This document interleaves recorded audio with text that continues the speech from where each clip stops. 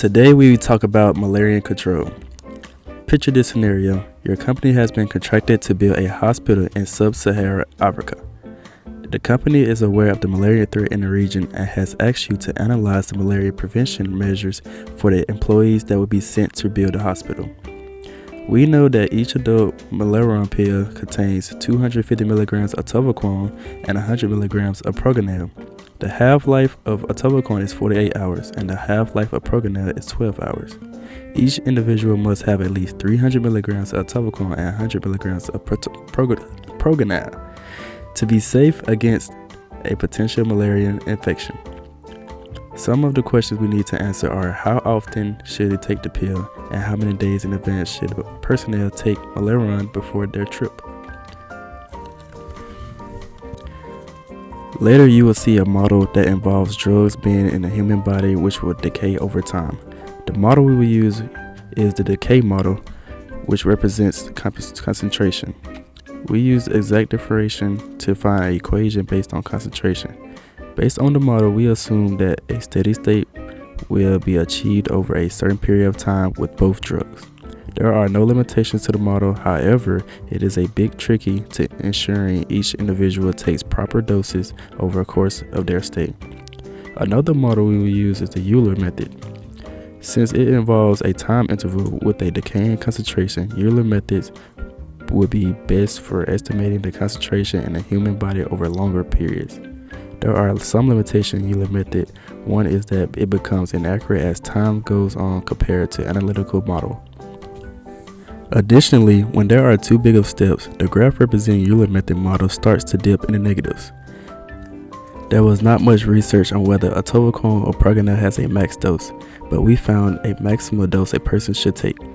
In the worst case scenario where a member gets malaria, they will need to take 4 Malarone pills for 3 days. Since we are focusing on preventing the workers from malaria, we will use those numbers as a maximum concentration.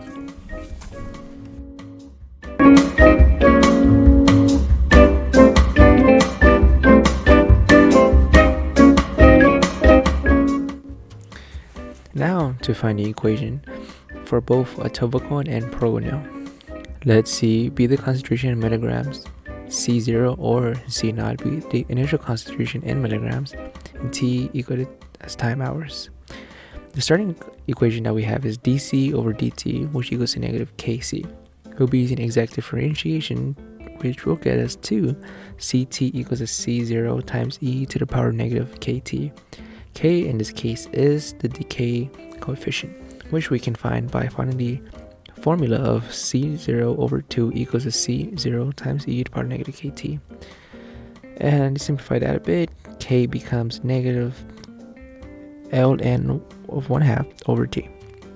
To find the coefficient for each drug, we already know the half-life for atovaquone, which is 48 hours, and we know the half-life for proguanil, which is at 12 hours.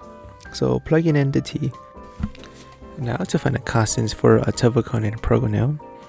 After plugging in the half-life values, we find that the constant for atovaquone is 0.0144 and the constant for proguanil is 0.0578.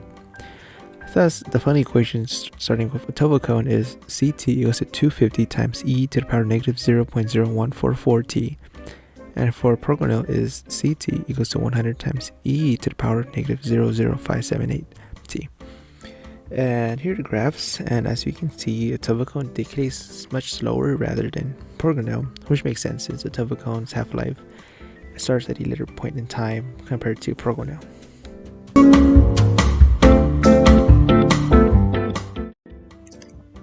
In this section, we focus on using Euler's approximation to create a graph based on two-step sizes, 1 and 6 hours, for atovaquone and proguanil. We then compare the differences between Euler's approximation and the actual formula for both drugs. In this graph, you can see that as time goes on, concentration decreases, and as you can see in the table, as the concentration decreases, the error slowly but slightly increases.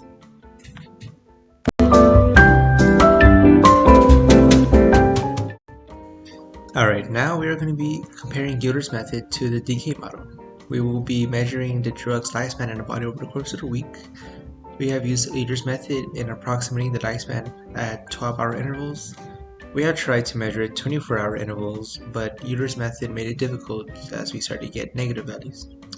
And based on the tables, we can see that a tovacone has relatively low error with an average approximation error of 0.12 over the course of a week, whereas proconil has an average approximation error of 0.87. And this is due to the fact of the equation that we have as having a greater time interval versus a lower initial concentration and a more higher constant made it a bit difficult to graph proconil using Euler's method.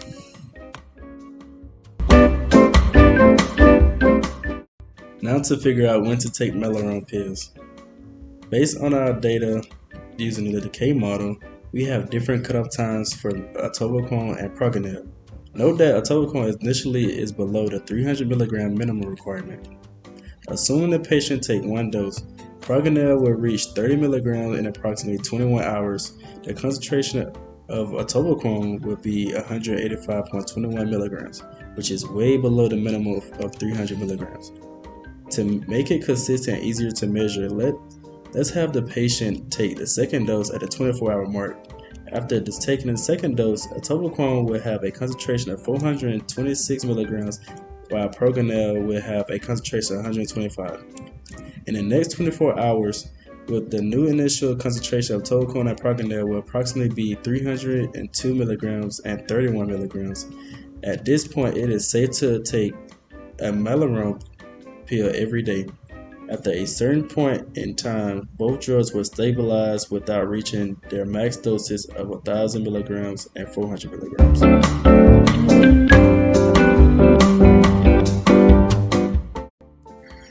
Now that we have a pretty solid drug regimen, we now want to know how many days in advance should each member take before their trip.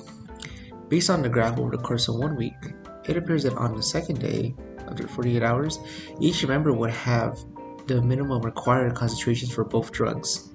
Thus, it will be strongly recommended that each member start taking their daily dose of Malarone 2 days before the trip to Africa.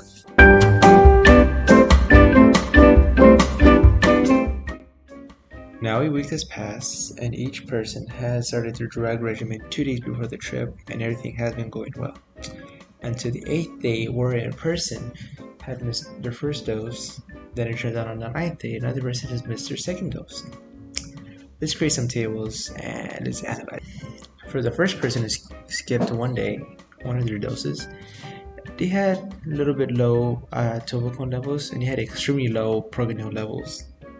Whereas for the second person who skipped 2 days, he had more than relatively low tovacone levels and he had an extremely low proconil level, which is not looking good.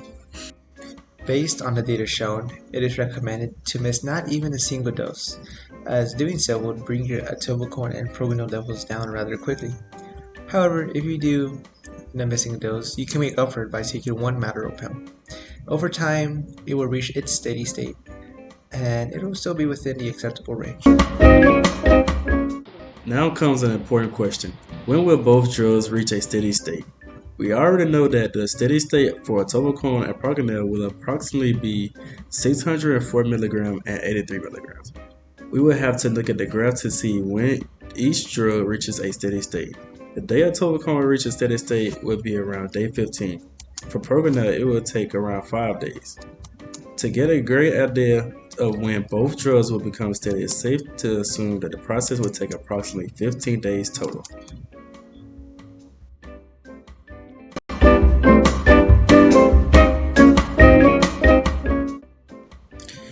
Now imagine a scenario where the member is flying to Africa the very next day.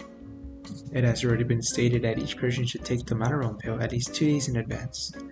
Would it be safe to double dose the first day and then take the recommended daily dose afterward?